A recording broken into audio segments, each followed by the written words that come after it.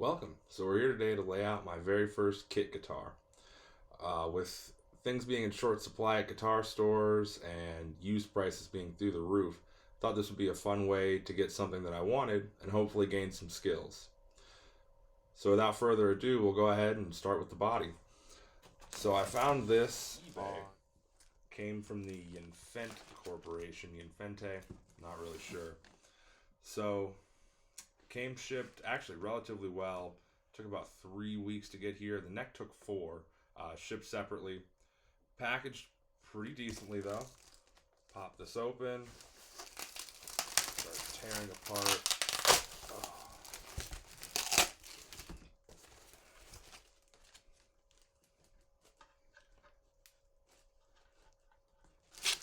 Okay. All right. So here we are. First view. So we've got mahogany back, I believe, something similar to. I believe it's marketed as mahogany back. This is where you start seeing my first mistake, though. Looking at this, trying to find a back plate was pretty much impossible. I'm likely going to have to make something myself, which is probably more of a challenge than I'm ready for, but we shall see. The other fun part is how this has been set up to be wired. As you can see in here, got 3 controls, and that wire is going to be coming in just a little close, but we'll see how that works. On the front, you can see we've got maple, nothing special, but honestly, a little sad that I'm probably going to be doing a solid paint job on it. There isn't great figuring, but it could be a lot worse. See through there. Work on the body itself. Nothing really stands out. Everything's sanded pretty well. Probably have to go over a couple spots again, but I was kind of expecting that. Neck pocket seems to be cut pretty straight. You can see we've got just a little bit of burnout from the router, but nothing that won't be covered up. Yeah, right there. So overall, I think this is going to be usable, but we will find out. Alright, so we'll go ahead and grab the neck next. Not shipped quite as well, but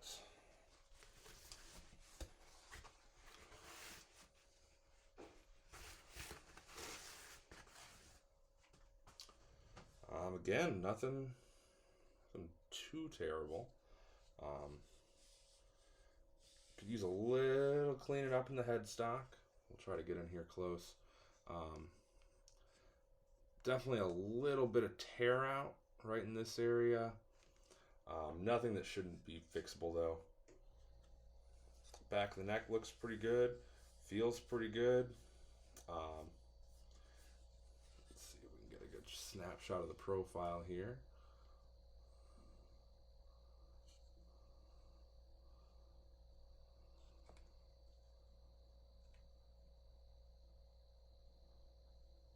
Yeah, I think overall this should be pretty decent. Actually, a relatively good job on the frets too.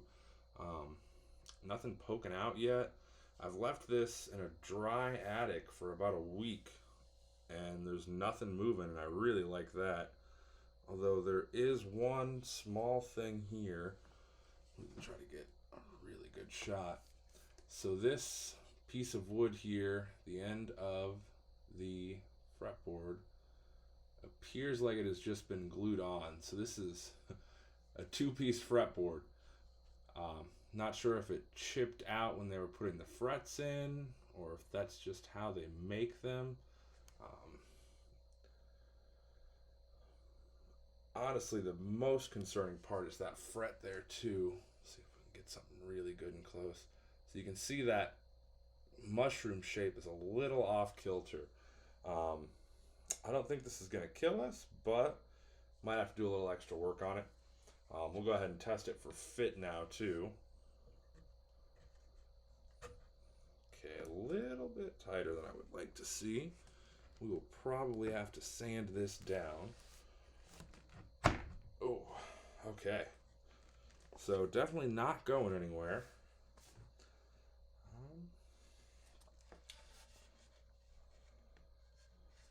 Relatively flat. Might need a slight shim back or some sanding, because we are flush on here. Again, nothing crazy.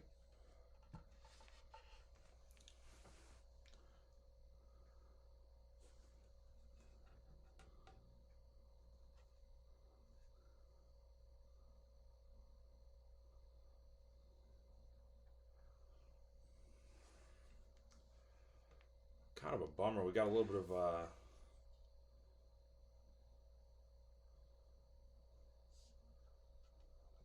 something here on the inlays. I'm trying to get close and move down. So it's not super noticeable on the camera, but there is some, it just looks like gunk right in here, kind of blocking the inlay. You can tell this was a very thin piece and then just kind of urethaned over. Hopefully we will be able to sand some of that back and it'll look all right. Pop that back in. All right, so we're going to go ahead and move on to the most fun part of this and what may provide the most challenge as well.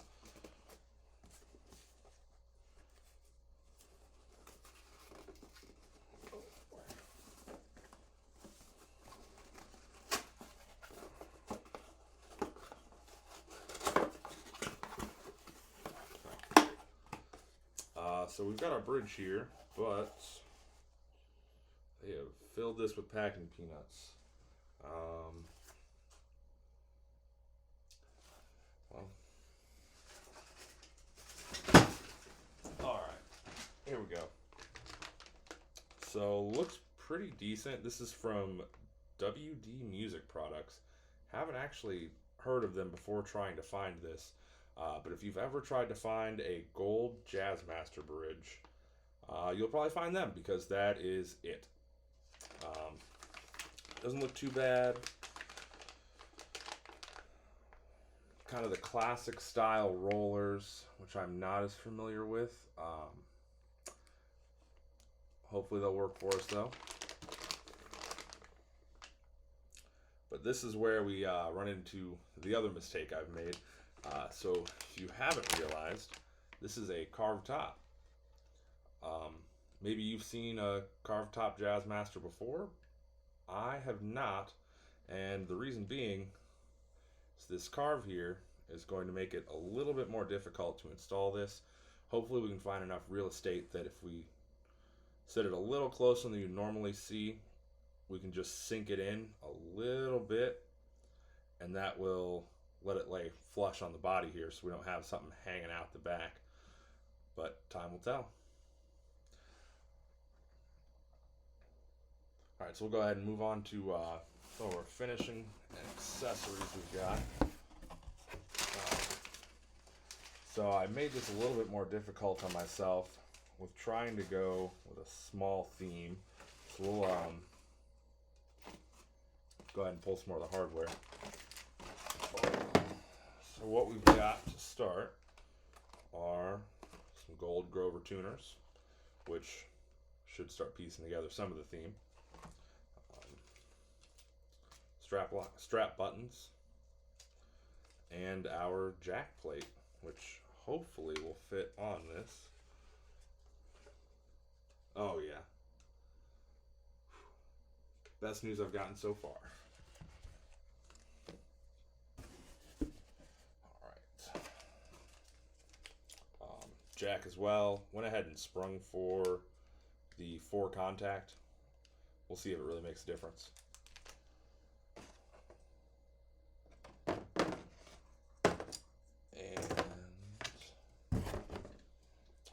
So here we go. We've got our spray lacquer. So we're going to be going for a Sonic Blue and Gold. The idea behind this whole finish is based on the S2 Velas that PRS is doing right now. that have a bit of a satin finish that soaks into the grain. Um, this top isn't going to suck it up as much, but we'll definitely get a good effect, I think, on the back here. This mahogany has a fairly open grain, so hopefully it'll give us some nice texture and a cool look. On top of that, as I said, we're going satin. So we have nice nitrocellulose clear satin. And a second can just in case we make mistakes. I think we'll only have to do probably 3 or 4 coats of this stuff, so I might have gotten a little bit too much, but better than having to wait between coats for too long. Alright, so the last thing we have from StewMac here is going to be our pots. So we've got 2 push-pull pots. We'll get into that in a little bit as we dig through some more of the parts we've got. But we will quick check to make sure that these are going to fit.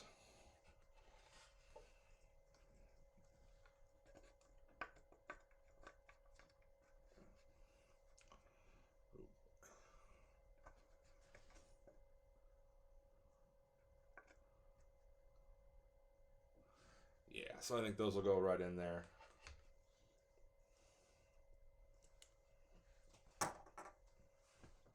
Alright, so we'll go ahead and finish up the finish. To do this neck and the fretboard, we're going to give True Oil a shot. Seen a fair amount about this. I'm hoping this will be an easy application. I'm probably going to paint this with the neck detached to get a nice kind of transition between the lacquer finish to this oil.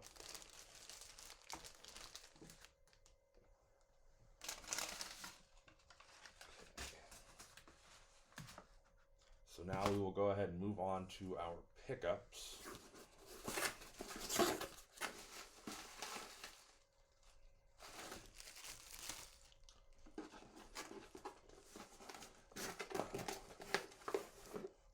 Packed in there tight. All right. So obviously we've got 2 pickups. Go through and see what we got first. All right. So this is going to be the Nashville Retrotron. We're going to go ahead and put this one in the bridge. Kind of check here and make sure it's going to fit as well. Yeah, okay. So it's good. It looks like so far most of the holes have been drilled right. That's another bit of a sigh of relief because that would be some more work that I'm probably not quite ready to take on.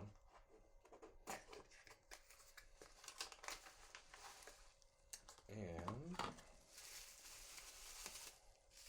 yeah, right. For the neck, let me double check here. Oh boy. So this is actually a foil top single coil. Again, like I said, we're kind of basing this off the Vila. Thought it would be fun to have that. Looks like that might require a little work, but we'll get there when we get there. So this is part of the reason why we have 2 push-pull pots, as we figured out. One is going to be for our humbucker to split and kind of be able to get that Jazzmaster tone as well as still have a humbucker in the bridge. So we'll see what else we've got in our electronics. So we actually have 2 sets of pots here. So this is what the other push-pull pot is going to be for. We've got some 1/10 capacitors and some 200th capacitors.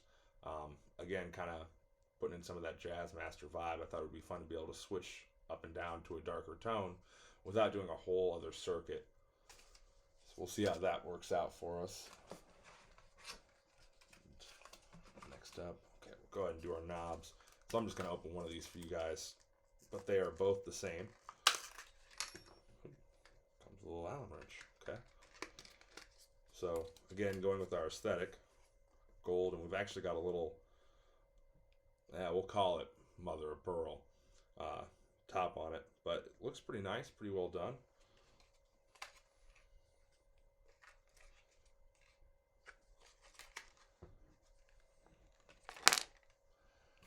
And it looks like the last thing we've got here are our pickup covers. or our mounting rings, I should say. Last thing we've got here is our mounting rings.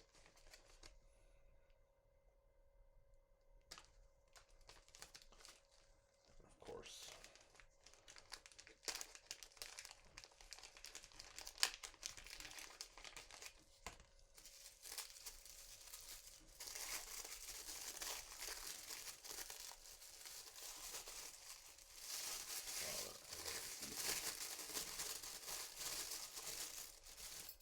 All right, here we go.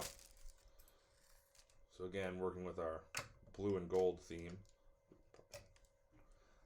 which is good. It does look like these are going to fit, and hopefully the thickness of them isn't going to be an issue for us. I think these will sit in here well. All right, so we're back with one quick addendum. I realized in the box from All Parts that we did not receive the pickup switch.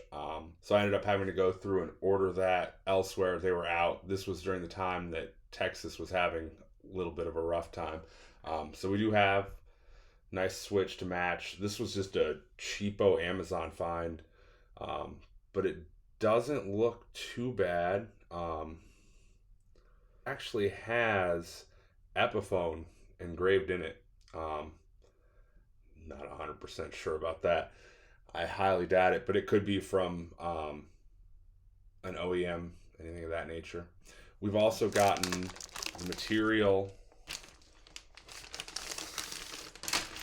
to make our backplate. Tried to match it to our buttons. I'll probably end up making some sort of little truss rod cover out of this too, if I can be bothered. And last bit of news, I realized that there was still time to enter this into the Great Guitar Build Off, so I thought I would join the rank of people that just decide to do that as their first build. So hopefully that will help push me to finish this in a timely manner as well. So I hope to see you guys next time. We'll start making some sawdust and getting everything else laid out.